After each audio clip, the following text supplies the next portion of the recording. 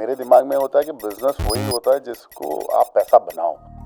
Banana Club has become one of the most epic fashion brands over the last few years. Not a lot of brands in India can boast investors like Karan Johar and Akshay Kumar, but the brand is way more than that.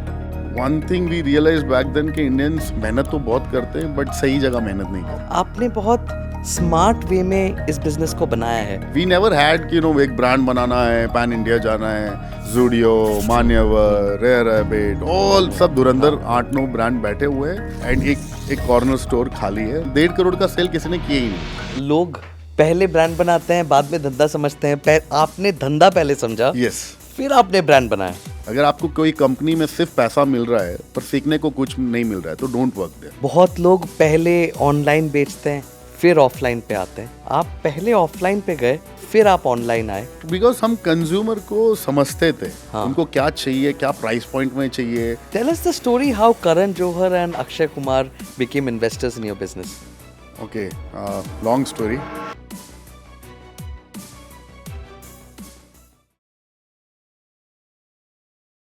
Hi, my name is Vargav Bakshi and I'm the host for the Grow Quick podcast. Today with me is Mr. Neil Bafna, the founder of Banana Club. Neil, welcome to the show. Thank you for inviting me and happy to answer your questions and would love to share my knowledge to audience and yeah. I understand you are from the fashion background. Can you tell us a little about what kind of work you have done in the fashion industry before you decided कि चलो Banana Club start करते हैं?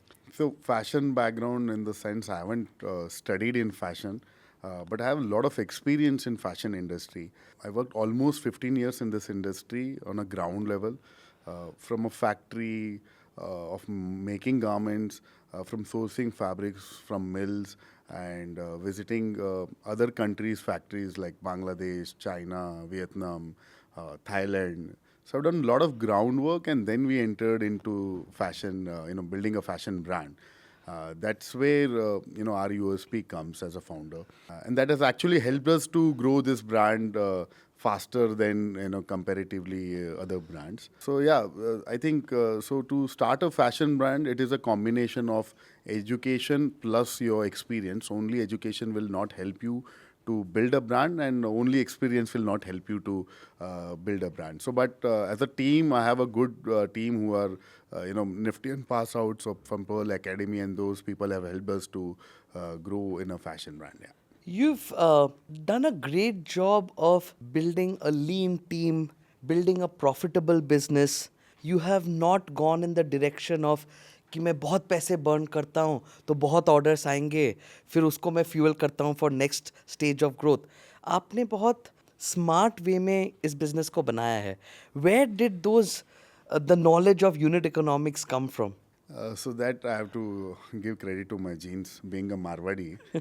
वो हमारे blood में है कि so हमने कभी ये this kind of formula हमने कभी सुना ही नहीं था पहले कि burn करके कोई business खड़ा होता है। So till COVID मेरे दिमाग में होता है कि business वही होता है जिसको आप पैसा बनाओ। So मेरे लिए वो business ही नहीं होता जिसमें आप पैसा burn करो। When you're entering business, it means that you're only entering to make profit. Right. You're not entering to make loss. Yes, things have changed post-COVID. You can see from a very different vision ke initially 1 or 2 year, if you understand the market, to acquire consumers for a certain period, you can burn money. But that doesn't mean you keep burning money and then you don't scale the business. Help me understand कि ये brand start कैसे हुआ। कोई particular problem statement देखा या opportunity देखा आपने? Start कैसे हुआ बनाना club? Almost 22 years back, I was in Bangalore with 100 rupees in my pocket. Okay, मैं एग्ज़ाम में फेल हो गया था एंड आई वाज स्केर्ड कि मैं घर जाऊंगा वापस तो माय पेरेंट्स मेरे को ऑफ कोर्स डांटेंगे ये वगैरह। तो then I realize like my family was completely dependent on me for their future. उन्होंने लोन ले रखा था कॉलेज में मेरे एडमिशन के लिए वगैरह। तो I knew they have lot of expectation from me कि मेरा बेटा इंजीनियर बनेगा, डॉक्टर बनेगा। बट मेरे education was not my cup of tea. तो मेरे को समझ में आ गया कि I have to get into business to earn money. That's why I ran from my my college. वहीं से मैं निकल गया एंड सीधा बैंगलोर आ गया. And that was the first time when I entered Bangalore. And I took from my aunt 100 rupees and I came. So without Which year is this, sir? 2004. So 2004, I came, from Gadag. There's a town in near Hubli. So वहाँ पे मेरी family रहती है. वो वहाँ पे भी एक छोटा सा टाउन है गदग डिस्ट्रिक्ट में, बेलेटी करके. My parents, they belong from that small town. And that was my journey. Like that's how I came Bangalore. And then when I came Bangalore, with the help of one of my relative, I got into a company. As a marketing, I started working in that company. My first salary was 3,250 rupees. I still remember that check. And those days, Bangalore was way different. To survive, of course, 3,250 में आप survive तो नहीं हो सकते.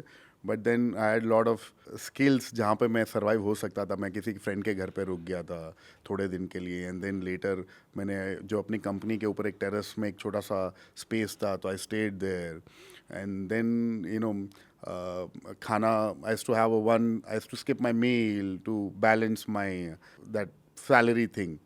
तो initially I went through all those days, but I wanted to learn because अब मेरे पास कोई ऑप्शन नहीं था. I can not go back to my place and start education वगैरह, तो वापस चांस ही नहीं था. But I wanted to learn, and that company where I was working, the best part about that was I had chance to meet many people because our job was corporate gifting, where I have to go door to these companies and sell these gifting items. And these giftings were sold to these companies for corporate merchandising. अपनी team के लिए या consumer को attract करने के लिए आप जो प्रमोशनल गिफ्ट्स देते हो, तो उस मेरा जॉब था कि वो जाके बेचो and meeting this brand managers and everyone. So 2004 in Bangalore, if you see, it was like completely corporate culture बहुत चल रहा था. सारे आईटी कंपनीज रूल कर रही थी and they had this budgets of spending and team building and all. तो मैं वही काम करता था. But after a time I realize कि यार ये मेरे से नहीं होना है, क्योंकि ये 100-200 पीस का ऑर्डर देते हैं और मेरा पोटेंशियल बहुत ज़्यादा लगता था मेरे को. तो then I figured out there is one more parallel industry which is building, was FMCG. So HUL, Britannia, ITC. And ITC नया था तभी, तो मैंने अपने तब कोई लिंक्डइन नहीं था, कोई फेसबुक नहीं था, कोई इंस्टा नहीं था. तो you have to ask help from your friends और relatives and all. So that was the best way to communicate. And that's how I took help from one of my friend and understood about ITC, foods. Through her, I got to know कि एक receptionist वहाँ पे friend है, and through her, I made an entry to the company. I understood there's a lot of brands are launching, Bingo, Candyman, Minto Fresh, Ashirwad. उस हिसाब से मैं उस कंपनी में एंट्री मारी. मैंने वहाँ पे ऑर्डर्स लेना स्टार्ट किया. My first order was 3 lakh rupees. फिर वो पाइलअप मतलब स्केल होते गया 5-10 lakhs, 20 lakhs. My last order in that company was of 2 crores. The best part was I used to meet every day these brand managers, and they were studied from IIM. और उनका जो vision था, उनका जो branding concept होता था, जो price point कैसे रखना, सर्वे कैसे करना, कंज्यूमर को कैसे समझना, तो I learn that art from them. I was not from that background from an MBA, but working with them was as good as you're an MBA student. So that helped me to understand कि India में consumer products का क्या demand है और क्या demand आने वाला है.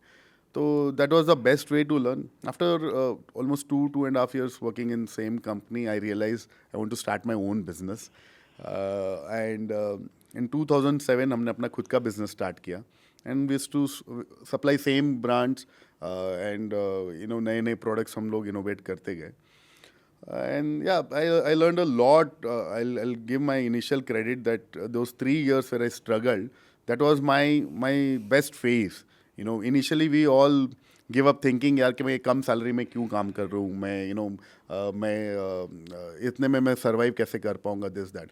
But I always tell, in fact now मेरे टीम को भी मैं बताते रहता हूँ, if you learn and earn, then only you are evolving as a human. अगर आपको कोई कंपनी में सिर्फ पैसा मिल रहा है पर सीखने को कुछ नहीं मिल रहा है, तो डोंट वर्क देयर. अगर if you are getting to learn plus earn, it means that is working for you. So that one thing I always followed. So yeah, that was the best period, and that's how I got into business. And later, after working for a year in my own company, एक market crash हुआ था बहुत बड़ा 2008 8, में 9, हाँ, 8-9 हाँ, हाँ. And then थोड़ा बजट क्रैश हो गया, थोड़े चेंजेस आए, ये वो, तो अब हमको समझ में आया कि यार we are still dependent on others, Right. But that's not the way of doing business. The business का कंट्रोल तो आपके अंदर होना चाहिए. तब हमको रियलाइज हुआ कि यार खुद का कुछ ब्रांड बनाते हैं, खुद का कुछ प्रोडक्ट बनाते हैं. Now making a product is not easy and kind of finance what we had that it was not sufficient, but still we felt like let's go and explore. तब हमने एक रियलाइज़ किया था उस टाइम पे जब हमने सर्वे किया कि lot of Chinese brands are emerging and people are talking about Chinese factories, Chinese products. So we thought let's go and explore the China market and understand what they're building, why they're building. So we made a trip of 25 days, shortlisted all cities like what they're famous for. So cities like Guangzhou, Shenzhen, Foshan, Yiwu, Xinjiang. So a lot of cities we explored. We understood the way of Chinese कैसे काम करते हैं. They're very hardworking.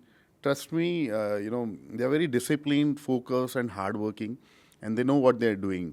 So one thing we realized back then कि Indians मेहनत तो बहुत करते हैं but सही जगह मेहनत नहीं करते. तो वो चीज़ें हमने फिर सोचा कि यार ये चेंजेस हम भी अपने बिजनेस में लेके आते हैं, ये चीज़ेस हम भी स्टार्ट करते हैं.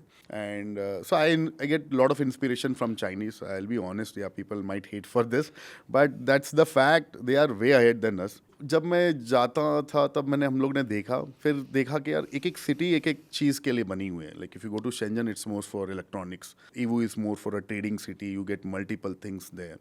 And that's when we thought we shortlisted कि ये चीज़ें हम कर सकते हैं. And last day we were in Guangzhou and I had some 2,000 or 3,000 US dollars in my pocket. I thought इसको वापस लेके जाके मैं क्या करूँगा.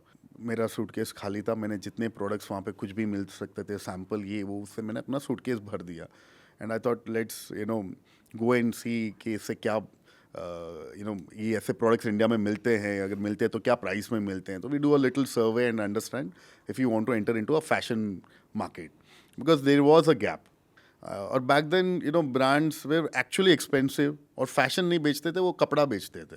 सो दैट वाज द डिफरेंस कि कपड़ा बेचना और फैशन बेचना दोनों अलग चीज़ है. फिर हम लेके आए and I called few of my friends and relatives to show like what I have got and does it make sense to you these products and all. Within half an hour, those all products they bought. They are like, I'll pay for it, I'll pay it for you, और जो भी है मेरे को दे दे और मेरे को चाहिए. And being a Marwadi businessman, I triple मैंने उसका cost बता दिया. And they bought happily. They thought it's cheap. That's when I realized कि यार अगर ये 3 गुना में खरीद रहे हैं और ऐसे प्रोडक्ट्स बिक रहा है और मेरा कुछ 1.5 लाख का इन्वेस्टमेंट था और 4.5 लाख रुपए मैंने प्रॉफिट वहीं पे बना दिया. तब मेरे को समझ में आ गया बॉस इस इंडस्ट्री में पोटेंशियल है और लोगों के पास ऐसे प्रोडक्ट्स नहीं मिलते हैं. And if you make such products, if you import such products, then things can change. And that's how Banana Club was invented. Fantastic story. Sir, our next section is guess the D2C brand. So I will give you some hints and you will have to start guessing the brand after every hint. Okay, so the first hint is this brand was founded in Bangalore in 2016 and it was in a category that at that point of time not a lot of D2C brands had started. It was also a copy of a very popular international brand. Okay. More hint. ठीक है. The founder is from a consulting background, has no background in this particular category. Is a chartered accountant? Can't say that, but I can tell you the category was skincare. Skincare. Mama Earth? No. I'll give you another hint. Okay, minimalist. You're right. Sorry, my bad. Because Mama Earth is from Gurgaon and Right. Minimalist is from Bangalore. Yeah, Right. Minimalist. ठीक है. The next question. This brand was founded in Spain in 1975. Zara. Oh my God. I don't think so. अगर आप रात को नींद में भी पूछोगे तो मैं भी बता दूंगा. आपको मतलब. Let's do another one because you got Zara easily. This is not a fashion brand. This is not a food brand. It's a logistics company. 2012 में it started. Shiprocket. जब इंडियन कॉमर्स स्टार्ट किया explore करना. Ship rocket नहीं है sir. अच्छा.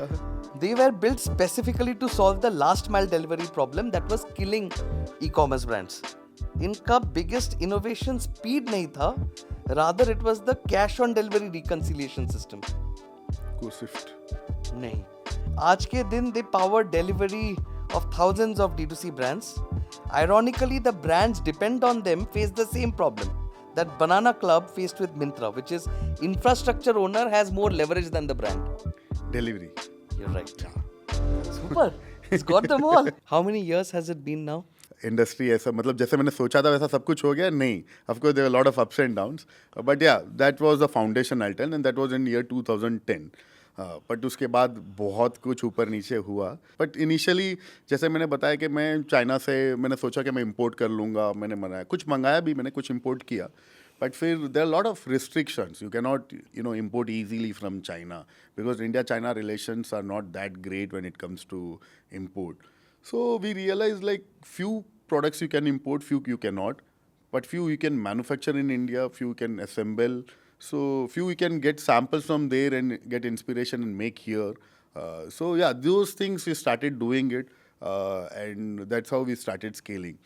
So हमने फिर एक छोटा सा स्टोर ऐसे ही खोला था. Very unorganized way of doing it. 2012. So there's a area called National Market in Bangalore. बहुत पुराना मार्केट है, अभी भी है, बट अब वहाँ पे इतना मतलब क्राउड नहीं रहता है. That was the first AC shopping market of Bangalore, you can tell. There were no malls and all initially. जो ओल्ड बैंगलोरियंस हैं सबको पता है नेशनल मार्केट क्या है. तो हमने एक छोटा सा स्टोर खोला था. It was 150 square feet. Me and my partner Prashant, we started that store. And कुछ हम लोग ने फुटवेयर, कुछ बैग्स, कुछ सब कुछ ऐसा करके हमने एक स्टोर किया. And we started selling those products. And we used to do almost 30-40 lakh rupees business from that 150 square feet. And people till now, they wear these shoes which we used to sell there. वो अभी भी पहनते हैं और proudly मेरे को बताते कि नील, I bought this like a decade back and I'm still wearing it. तो ये जब चीज़ें हम देखते हैं तो हमको पता चलता है कि यार हमने उस टाइम पे भी अच्छा ही किया. सो या तो वहाँ से जर्नी स्टार्ट हुआ. एंड तब हम सिर्फ फुटवेयर एक्सेसरीज का काम करते थे, नॉट मच इनटू गारमेंट्स. फिर धीरे धीरे हमने देखा कि यार ये 10% ऑफ एक्चुअल फैशन बिजनेस है. The main business comes from garments.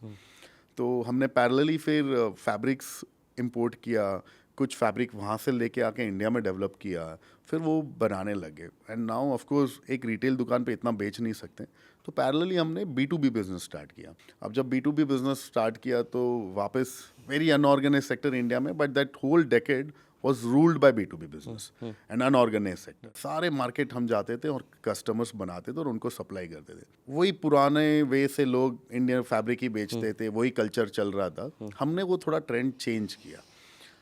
We started getting into prints and designer clothing. जो पब्लिक पहले सिर्फ एक कॉटन ही उनके दिमाग में था, कॉटन छोड़ के कुछ नहीं आता था.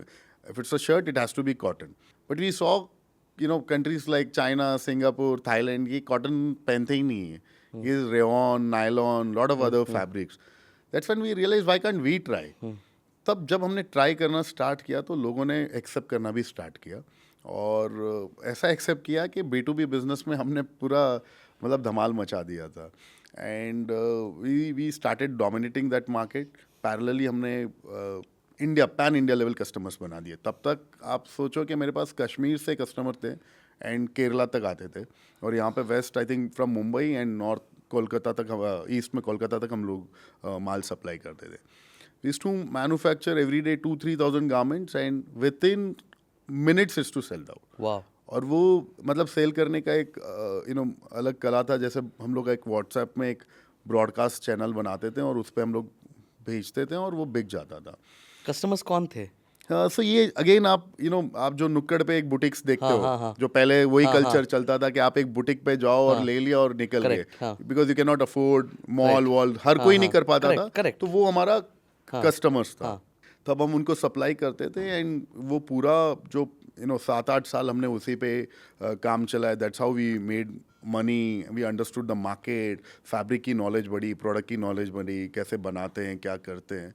एंड तो स्लोली एंड स्टेडीली मैंने एक छोटा सा और एक स्टोर खोला था. तो लिक्विडेट स्टॉक जो भी डेड हो गया है या कस्टमर का रिव्यू समझने के लिए, तो वो सब चीज़ें हम लोग उसी के अंदर करने लगे. आप मतलब लोग पहले ब्रांड बनाते हैं, बाद में धंधा समझते हैं। आपने धंधा पहले समझा, यस। फिर आपने ब्रांड बनाया। तो ये अगर आप देखोगे आज भी जितने भी D2C ब्रांड्स के बेस्ट फाउंडर्स हैं, they all come from a manufacturing background. Right. So now, whenever I meet people and they tell, यार how, you guys are able to scale it comparatively others. जबकि कोई IITian है या कोई, IIM का बंदा है। हाँ, पर वो फैशन बिजनेस क्रैक नहीं कर पाते। ऑफकोर्स टेक क्रैक कर पाएंगे या बाकी कोई भी आप बोलो प्रॉब्लम सॉल्व वो कर सकते हैं, because fashion business is not only about tech and team, it's also about the knowledge of fabric, garment, the fashion. So वो उसका combination ही fashion brand बना सकता है। सर टिंडर जैसा ही है। यार मैं उस जमाने मैं से टिंडर नहीं करता, शादीशुदा लोग हैं हम लोग। पर so think of it this way, you have to swipe left or swipe Right, right. right, got it. So I'll tell you a statement. If you like it, say swipe right. If you think it's not a good idea, swipe left. Okay. ठीक है? And a lot of it is related to your business. Yeah. Right? Launching on Myntra before your own direct-to-consumer website. swipe left. Swipe Any day, left. any day. You should launch on Myntra. So you should launch later. So I'm telling you, don't launch on Myntra first. First you launch on your own website. So sorry, you should have said swipe right. Swipe right. Okay, sorry. हाँ तो So confused. I'll just restart it. हाँ हाँ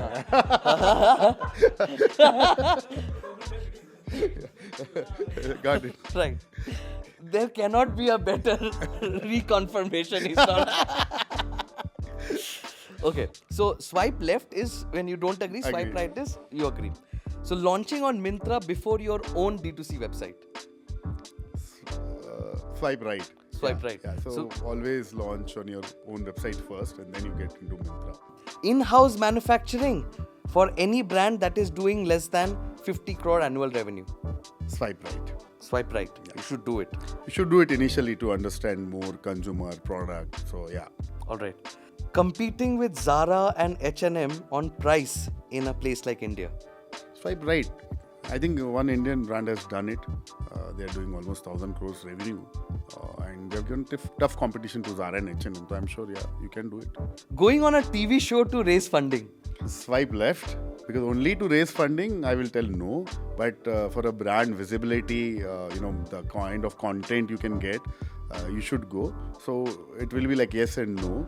Don't depend on the funding and go, but make sure that when you go and give your brand awareness to 150 crore audience, so I think you should go. Fantastic answer. Building 50 physical stores when the world tells you go online first. Hand in hand both. You should parallelly build offline, online both. If you're only focusing offline, you're losing online consumers, and if you're focusing only on online, you're losing the trust from offline customers. So I think hand in hand both you should go. All right. Last one. Running heavy discounts to get your first 10,000 customers. Left or right? Left. Why? Of course, you are diluting your brand. In fact, आप जितना कम discount दे सकते हो उतना brand के लिए अच्छा है, because जब आप एक डिस्काउंट लॉन्च करते हो तो कस्टमर के लिए एक वो ही हैज़ टू वेट, वो एक थोड़ा क्यूरियोसिटी होना चाहिए कि रादर देन आप हमेशा अगर brands have been killed because of this, Right. खत्म हो चुके हैं. Right. मैं उस चीज़ को नहीं मानता. That's the reason you see hardly we have to discount in a year, like Right. व्हाट Zara is doing or other good brands are doing. So, Right. yeah. One of the things that I know is that you have always been a big believer of direct to consumer. बहुत लोग पहले online बेचते हैं फिर offline पे आते हैं. आप पहले ऑफलाइन पे गए फिर आप ऑनलाइन आए. ये थोड़ा अनकन्वेंशनल है ये गो टू मार्केट स्ट्रेटजी. इस पे ज़रा बात करना चाहेंगे आप? सो जैसे मैंने बताया कि हम लोग B2B और इस बिजनेस में थे, तो कोविड के बाद हमने रियलाइज़ किया कि यार ये बिजनेस स्लोली डेड हो रहा है. कौन सा बिजनेस? P2B बिजनेस, हाँ. Because people from unorganized sector organized में आना चाहते हैं. सबको शॉपिंग एक AC स्टोर में करनी है, एक प्रॉपर ऑर्गेनाइज वे में देखना है. Things started changing, we started getting adapted to online thing. So that's when we realize के बॉस ये बिजनेस आने वाले टाइम पे ख़त्म हो जाएगा. तब हमने सोचा कि let's get into the organized way business. अब ऑर्गेनाइज वे बिजनेस में आने के लिए online actually was not our cup of tea. हमको समझ में ही नहीं आता ऑनलाइन होता क्या है. Right. मैंने in fact I will be honest, 2023 तक तो मैंने कभी ऑनलाइन शॉप ही नहीं किया. मैंने खुद नहीं किया. आपने खुद नहीं किया? मैंने खुद नहीं किया. In fact Wow. अभी तक मैं स्विगी जोमेटो यूज़ नहीं करता हूँ.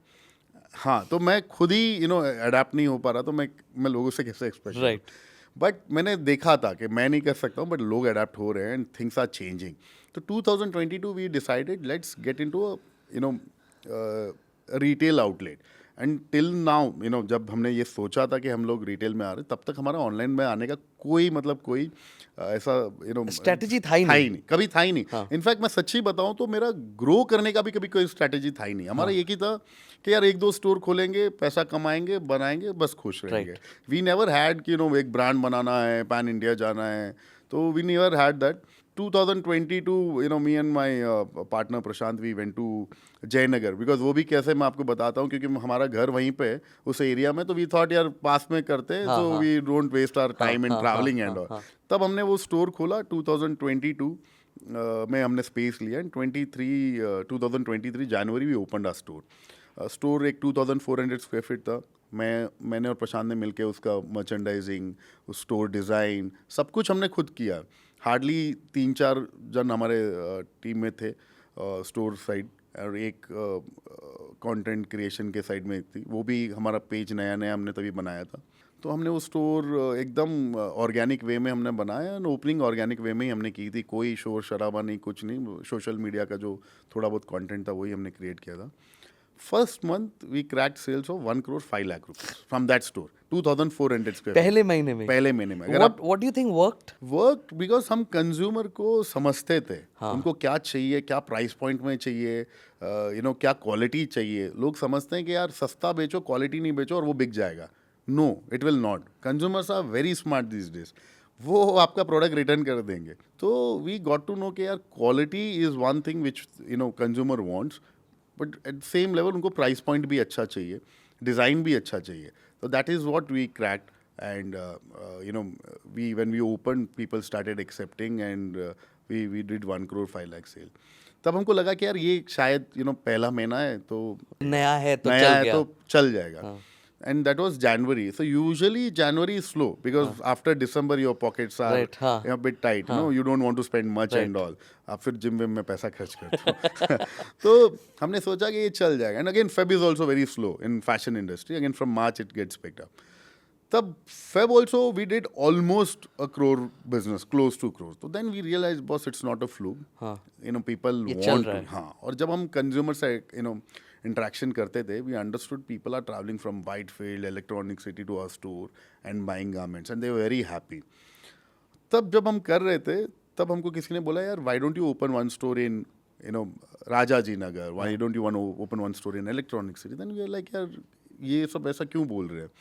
तब हमको लगा कि यार वो से उनके एरिया में उनको मिलता नहीं है और वो कन्वीनियंट नहीं है इतना ट्रैवल बार बार करना. तब हमने सोचा कि चलो यार और एक स्टोर ओपन कर लेते. तब तक हमारे दिमाग में ये नहीं था कि हम दूसरा स्टोर खोलेंगे भी. Of course we made money. Out of that money we wanted to invest again. तो तब तो हमने सोचा कि एक मस्त कार वार ले लेते. पर फिर प्लान ड्रॉप किया. फिर हमने सोचा कि चलो एक और एक स्टोर खोले. तो that same money we invested in another store. We open one more in Rajaji Nagar. तब तक हमने कभी हेवी रेंटल्स दिए ही नहीं थे. वी यूज टू रेंटल का बजट हमारा बहुत कम था. जयनगर स्टोर भी जब हमने ओपन किया था तब बहुत ऑफ मार्केट था. सब लोग हमको यही बोल रहे थे इनिशियली, ये कहाँ पे खोल रहे हो, यहाँ पे मार्केट ही नहीं है. बट हमारा रेंट का बहुत कम था. But store location was very important. Neel, आपका जो 12th मेन पे स्टोर है इंदिरा नगर, उसका भी मैं आपको स्टोरी बताऊंगा, how I crack that store. तो फिर जब मैं राजाजी नगर किया तो अगेन रेसिडेंशियल एरिया में हमने ओपन किया and with a very very affordable rental. Again, we did, almost 50-60 lakh rupees business from that store. But being in a residential area, still able to do it. And I consistently grow. That's when we realized कि boss अब अपने में potential है. तब हमने सोचा कि यार ठीक है, अब ऐसे ही ग्रोथ करते. अब करें कैसे? तो again same way, we to interact with consumers, we to understand कहाँ से ज़्यादा आ रहे हैं, कौन से एरिया में पोटेंशियल है. तो हम लोग करते थे. अब डेटा वेटा ऐसा इतना हमारे पास कोई डेटा नहीं था. ऑफकोर्स कंज्यूमर का कॉन्टैक्ट हम ले लेते थे, बट उससे एड्रेस वेड्रेस इतना कोई फिल नहीं करता था.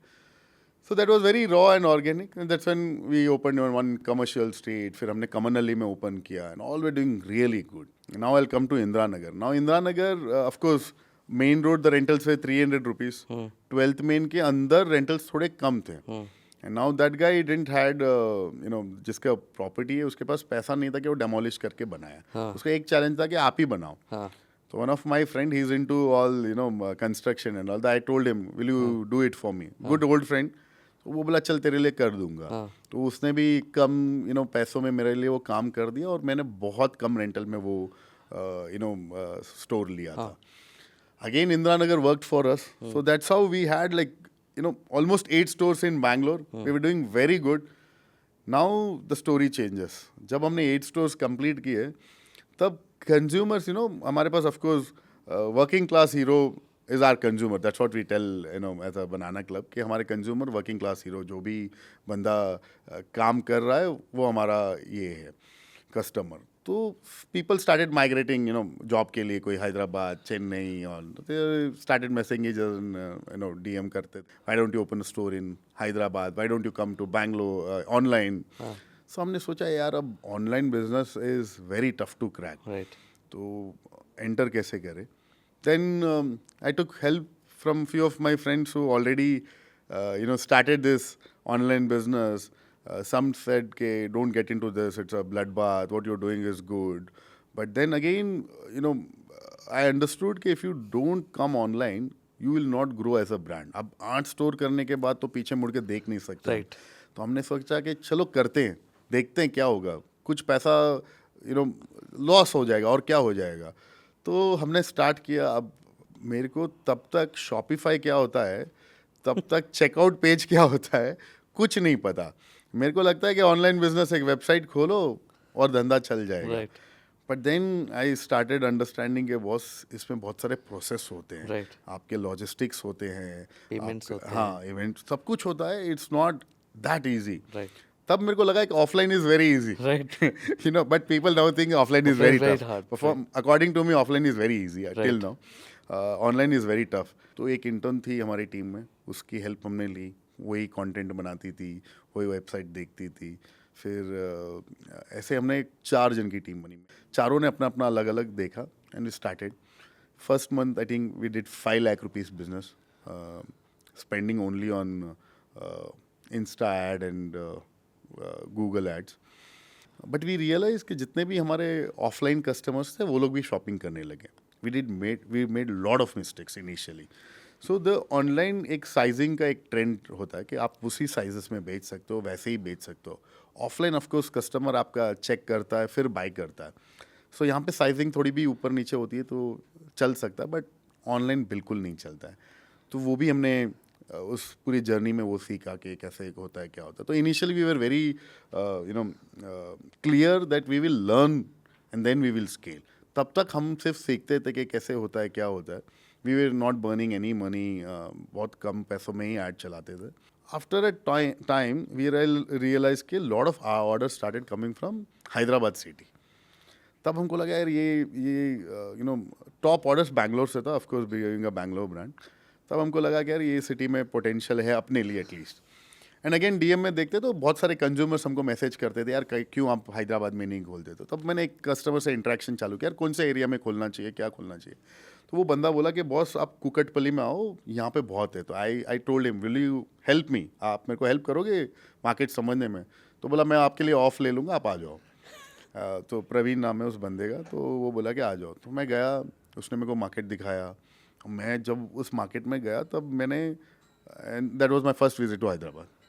मैं पहली बार हैदराबाद गया था और मैं जब गया तब देखा कि ऑलरेडी धुरंधर ब्रांड्स बैठे हुए हैं. ज़ूडियो, मान्यवर, रेयर हैबिट, ऑल सब धुरंधर 8-9 ब्रांड बैठे हुए हैं. एंड एक कॉर्नर स्टोर खाली है और ओनर नए ब्रांड को देना नहीं चाहता है. But then I told the consultant make me meet at least. वो नहीं कर रहा है, नहीं, नो प्रॉब्लम. वो खुला बोला था कि उसको बहुत रिलायंस, टाटा या फिर बिरला ऐसे ब्रांड्स को ही देना है. मैं बोला स्टार्टअप नहीं देना था. स्टार्टअप तो छोड़ो, मतलब उसको न्यू एज ब्रांड्स भी नहीं देना. तो मैं बोला ठीक है, मतलब मिला तो ले. तो मेरा लक अच्छा था कि वो एक मारवाड़ी जैन ओनर था. तो मेरे को पता था कि बस इसको तो मैं क्रैक कर सकता हूँ, कन्विंस कर ही सकता हूँ मैं. तब मैंने गया उसको, फिर मैंने उससे बात की तो उसने स्टेट बना कर दिया कि मैं ऐसे कोई ब्रांड को नहीं दे सकता क्योंकि मेरा ये बहुत प्रीमियम प्रॉपर्टी है, this that and you see all the brands, Zudio and all, तो ही वाज वेरी रिलक्टेंट. तब मैंने उसको मनाया कि यार आपने भी कहीं बिजनेस छोटे लेवल से स्टार्ट किया होगा, आपने भी कहीं कम से स्टार्ट किया होगा. तो फिर वो थोड़ा सा कन्विंस हुआ कि हाँ चलो मैं दे सकता हूँ आपको, बट देन अगेन मेरा वापस रेंट पे रोना है। वो उसको पता है कि ये कोई भी उसको रेंट दे देगा। अब मैं उसको रेंट पे मना रहा हूँ, वो बोलते हैं बस मेरा यही रेंट है, चाहिए तो। अब मैं रेवेन्यू शेयरिंग पे मना रहा हूँ कि यार रेवेन्यू शेयर कर लेते हैं, बट उसको मेरे पे भरोसा ही नहीं है। तो अब हमने एक रेंट पे आके रुक गए। ही सेड कि अगर तू ये दे सकता है तो दे, वरना चले जा। And that was our highest rent. अभी तक हमने इतना रेंट कभी पे ही नहीं किया, विच वाज 8.5-9 लाख रुपीस। तब हमने सोचा कि चलो ये रिस्क लेते हैं। लिया और हमने स्टोर बनाया। फर्स्ट मंथ, दशहरा मंथ था, we did business of 1.55 crore out of that store. अच्छा वो रेवेन्यू शेयरिंग नहीं किया मैंने नहीं तो मेरे लिए लॉस हो जाता। और हमने जूडियो का सेल बीट किया, रेयर रैबिट का सेल बीट किया, हाईलैंडर, स्निच, मान्यवर, उस गली में 1.5 करोड़ का सेल किसी ने किया ही नहीं था। राइट। और हमने वो क्रैक किया। तब हमको समझ में आ गया it's not about Bangalore brand और इट्स नॉट अबाउट, हाँ, इट्स लाइक आपका प्रोडक्ट अच्छा है तो आप कहीं पे भी रूल कर सकते हो। And then Hyderabad market open for us. And फिर हमको पता चल गया कि बस अब आप स्केल कर सकते हैं। आफ्टर दैट ऑनलाइन ऑर्डर्स भी हमारे इंक्रीज हो गए। तो this is one more thing, as you grow offline you also grow online parallelly. That's the, वो ट्रस्ट आ जाता है yes, लोगों को। हाँ. लोगों को ट्रस्ट आता है, लोगों को पता चलता है कि बॉस जो आप मार्केटिंग स्पेंड भी करते हो, Right. ये दोनों तरफ काम करता है। Right. आपका ऑफलाइन भी वर्क करेगा और आपका ऑनलाइन भी वर्क करेगा। So yeah that's how we got into Hyderabad and we started opening in different cities. After that one challenge, one more we faced, want to share with you, कि हम लोग सिर्फ हाई स्ट्रीट में थे, पर अगर आपको एक ब्रांड बनना तो आपको मॉल प्रेजेंस भी बहुत इंपॉर्टेंट है। तब तक आप एक पोटेंशियल ब्रांड नहीं कह पाओगे या पैन इंडिया में ऐसा ग्रोन ब्रांड नहीं कह पाओगे। तो फिर हमने सोचा कि यार मॉल में कैसे एंटर करें। तब मेरा एक और एक फ्रेंड है, सो मैंने अपनी लाइफ में जितने भी डिसीजंस लिए या कुछ नया सीखा है तो फ्रेंड्स रिलेटिव्स से पूछ के ही सीखा है। They have always help me in इधर गिविंग कॉन्टैक्ट और so that was the best thing which has worked for me. So Manish is a JLL consultant. He helped me to tell that go to a event called Mapic.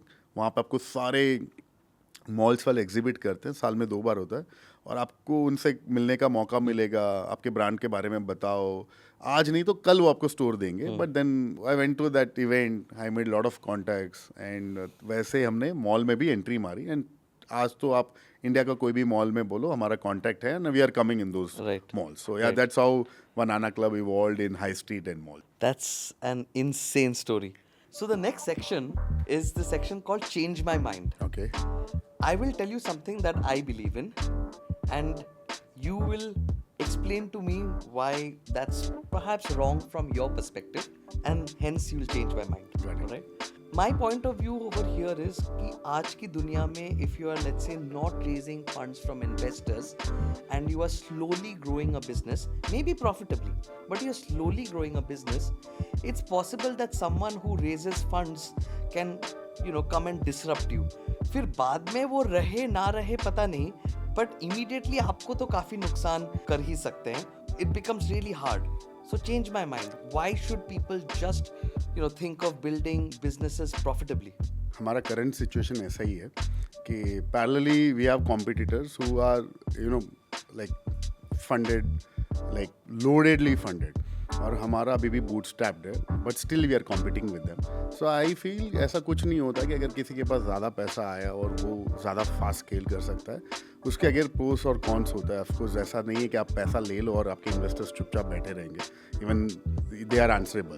But what we have seen, see fashion में ना आपको inventory days, आपके SKUs, इन सबको balance करना होता है। तो आप कितने SKUs लेके आ जाओगे, right? Every fashion brand has a limitation here. आप कितने ज़्यादा SKUs लाओगे उतने आप ज़्यादा फंसोगे भी, बिकॉज इन्वेंट्री डेज आपकी ब्लॉक हो जाएगी। तो उस हिसाब से देयर इज अ मार्केट। अगर आप मेरे को बताते हो कि आज 5 ब्रांड है जो मार्केट डोमिनेट कर रहे हैं, तो आई स्टिल फील कि नेक्स्ट 5 years देयर इज 50 और ब्रांड्स के लिए भी रूम है। ऐसा नहीं कि नहीं है। If someone comes with the right intention there is still room. तो I don't think so that should be a challenge. You can parallelly grow even if you are not that heavily funded. So I always believe, in fact हमारा यही journey चल रहा है। हम अभी तक bootstrapped है, बट पैरेलली हम स्केल कर रहे हैं। and we are giving a tough competition to our competitors. They know okay boss, this brand has this potential. तो आज के दिन अगर कोई फाउंडर उस जगह पे है जहाँ पे उनके competitors are burning a lot more money to take away their market share, bootstrapped way में ग्रो कर रहे हैं वर्सेस लेट्स से उनके कॉम्पिटिटर्स तो उनको डिस्टर्ब किए जा रहे हैं बाय बर्निंग मनी।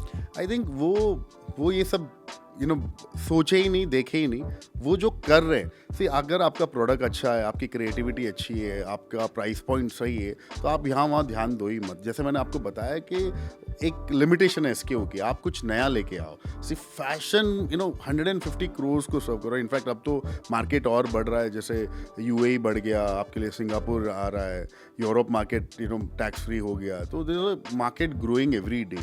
तो आई डोंट थिंक सो कि आपको उस ये सब नॉइज में देखना या सुनना चाहिए। आप जो कर रहे हो उसको और अच्छे से करो। There is still big market fashion, men's fashion और एनी फैशन। तो I don't see there is any limitations. Just going back to the market place point, आपने ज़्यादा मार्केट प्लेस पे बेचा नहीं, क्यों? हाँ, so again see market places ना, मेरे को हमेशा से एक डर होता है। सो मार्केट प्लेसेस से आपको डेटा नहीं मिलता है राइट कंज्यूमर का। राइट। आपको पता ही नहीं आप किसको बेच रहे हो और क्यों बेच रहे हो। और ये कोई नहीं देता, राइट? अमेजोन नहीं देता, कोई नहीं देता, ऑफ कोर्स कोई क्यों देगा, वो अपना पैसा खर्च कर रहा है Right. और आपको कस्टमर एक्विजिशन तो वो कर रहा वो है। कर रहा है, तो आपको वो डेटा नहीं देंगे। तो हमारा हमेशा से ये था कि यार जो पैसा खर्च कर रहे हैं वो अपन अपने पे करेंगे, ठीक है, भले ही वो थोड़ा लॉस टाइम चलेगा, बट एटलीस्ट डेटा तो रहेगा। डेटा से कुछ सीखने को मिलेगा, समझने को मिलेगा। एंड इनिशियली हमारे पास इन्वेंट्री भी इतनी होती थी कि मैं मार्केट प्लेसेस पे दूँ या अपने स्टोर पे दूँ या अपनी वेबसाइट के लिए रखूँ, तो we were very clear. But later we realise कि market places can be a channel for liquidation. अगर आपको स्टॉक लिक्विडेट करना है या आपको हीरो प्रोडक्ट्स जो आपके लिए पुराने हो गए हैं, आपके स्टोर के लिए पुराने हो गए, but market places is catering to 150 crore. Right. अच्छा, market places can penetrate in tier 3 cities, tier 4 cities. मतलब आप एक बिहार के छोटे से गांव में भी मिंत्रा जाता है या अमेजोन जाता है। That's when we realise we should cater market places. Initially we were very reluctant, but later we got adapted. But again with a very different strategy, कौन से प्रोडक्ट मार्केट प्लेसेस पे जाने चाहिए, कब जाने चाहिए, तो वो आज भी हम लोग बहुत इंटेलिजेंटली इसको मैनेज करते हैं। Because we don't want to be known as a market places brand, we want to be a brand which is available everywhere. Right. So that's the funda. आपने ये भी बताया कि आपका टियर 2 अच्छा चल रहा है अभी। Can you tell us which cities have you expanded into? How are they doing right now? So now again इसके पीछे भी एक अच्छा स्टोरी है। तो टियर 2 सिटीज़ मेरे को पहले लगता था यार इतना पोटेंशियल थोड़ी होगा, लोग कपड़े पे इतना स्पेंड करेंगे, क्या करेंगे। तो accidentally I went to Mysore. हाँ। मैं on the way I was passing Coorg जा रहा था और मैंने सोचा कि चलो यार मैं मैसूर सिटी एक्सप्लोर कर लेते। तो I went to a cafe और वहाँ पे हम लोग बैठ के कॉफ़ी पी रहे थे और मैंने देखा यार इतने यंगस्टर्स हैं और लोग हैं। तो I started interacting with them and they are like we study in this college, that college and ये वो। तो मैंने उनको पूछा शॉपिंग के लिए आप क्या करते हो? तो उन्होंने बताया यार मैं ऐप ऑनलाइन से बाई करते हैं। तो मैंने बोला कौन से ब्रांड से? तो उसने ये बताया और एक बंदे ने हमारा ब्रांड का भी नाम लिया। He was not aware that I am the founder of Banana Club, but then again उसने लिया। तो मैंने बोला क्यों, आप बैंगलोर जाके भी शॉपिंग कर सकते हो। बोले यार बैंगलोर इतना दूर है, कौन जाएगा, बट अगर मैसूर जैसी सिटी में अगर स्टोर होगा तो I would love two by. That's when it clicked and मैंने अपने कंसल्टेंट को कॉल किया और बताया कि यार मेरे को यहाँ पे एक स्पेस चाहिए। Then again same story, rentals are high, this that. मैंने बोला भाई तू मेरे को कोई भी एरिया दे दे पर मैं रेंटल ज़्यादा नहीं दूंगा, because I want to test the market. And then we open in very close to universities के एक एरिया है गोकुलम रोड, वहाँ पे लिया हमने स्टोर और वहाँ पे ओपन किया। It's been 2 months and Mysore has become one of our top store, performing store. तब हमको रियलाइज़ हुआ कि बहुत पोटेंशियल बहुत है टियर 2 में, शायद ब्रांड्स एक्सप्लोर ही नहीं कर रहे हैं। Right.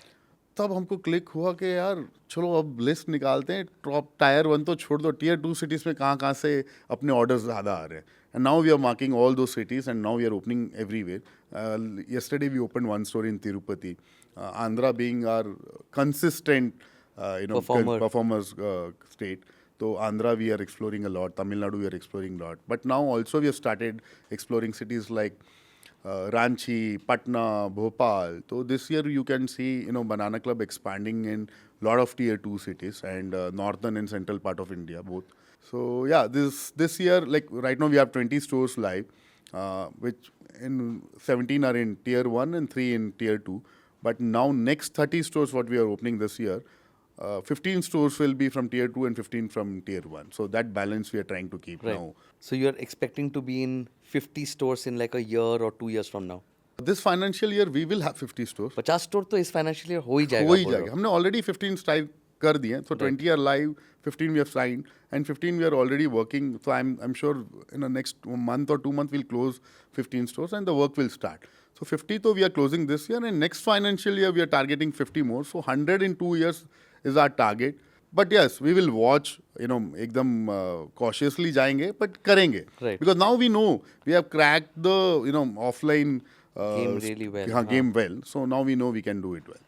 Tell us the story how Karan Johar and Akshay Kumar became investors in your business. Okay long story but मैं इसको शॉर्ट में बताता हूँ.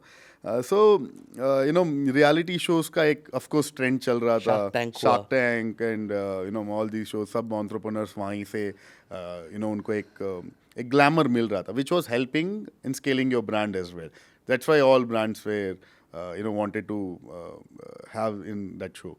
तब हमने भी शार्क टैंक में अप्लाई किया. हम लोग शार्क टैंक के 3 राउंड क्रॉस कर चुके थे और वी वे वेटिंग डेस्परेटली कि शार्क टैंक से एक कॉल आ गया. एंड दे सेड के any moment you'll get a call and you are through the show and you will participate. My sister, she went to one event and she met the founder of Fashion Entrepreneur Fund, and she was interacting with him and told about our brand and this, that and all. And that guy said, okay, we are starting a TV reality show for fashion brands only, and we are exploring fashion brands. We want to know about this brand. तो उन्होंने page वे check किया, ये किया, फिर उन्होंने बोला कि I want to meet your brother. So we had an online meet. First meet में जब मेरी सिस्टर घर पे आके मेरे को बताया कि ऐसा ऐसा है, मैंने बोला not interested, we are going to Shark Tank. And that was like हमने अपना माइंड बना लिया था. हाँ. फिर वो गूगल मीट रखा और हम अपने माइंड से हैं तो वी वेरी रिजिड. नो बोलना है, कौन से मोमेंट पे बोले वो वेट कर रहे थे. तो उन्होंने अपना स्टोरी स्टार्ट किया कि दिस दैट ये वो करके. तो we like no sir, we are not coming because we are going on Shark Tank. We were very clear.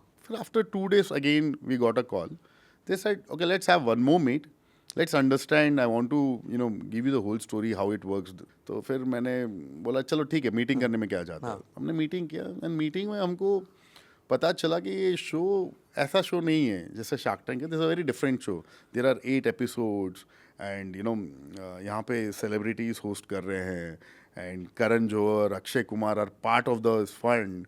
हमारा अंदर का जो बॉलीवुड हीरो है वो जगह कि यार एक बार फिर सोचा कि यार all this Bollywood stars you can meet and all, and this show is not for 5 minutes. जैसे आप शार्क टैंक में जाते हो तो आपको 5-10 मिनट का विजिबिलिटी मिलेगा. यहाँ पे जितना आप परफॉर्म करोगे वैसे वैसे आगे बढ़ते जाओगे. तब मैंने सोचा कि यार चलो, तो वो जो डायरेक्टर है जो स्टोरी उनकी बताती है, उनसे हमारी इंटरेक्शन हुई. उन्होंने पूरा बताया कि ये शो ऐसा है. तो हमने बोला यार ये तो कमाल का शो है. तो फिर हमने सोचा गिव अस सम टाइम, हम आपको बताते हैं. तब हम बहुत डाइसी माइंड में थे कि ये करे या वो करे, पे जाए या पिच टू गेट रिच पे जाए. फिर हमने सोचा कि यार चलो करते हैं. फिर हमने बहुत सोच समझ के डिसीजन लिया कि यहाँ पे थोड़ी विजिबिलिटी अच्छी मिल जाएगी, ब्रांड के लिए हेल्प हो जाएगा. तो फिर हमने बोला चलो करते हैं. अब जब शो के बारे में समझना स्टार्ट किया तब पता चला कि ये show can be extended till 45 days. Right.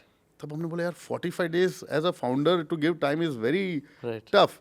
पर उन्होंने बोला अगर आप प्रोग्रेस करते हो शो में तो आपको 45 days तक हमारे साथ रहना पड़ेगा. फिर हमने सोचा कि चलो ये वो करके हमने अपनी टीम को मनाया कि आप हैंडल कर लोगे ये वो सब. तो उन्होंने बोला ये कर ले. तो फिर वो शो में जाने के लिए हम लोग रेडी हो गए.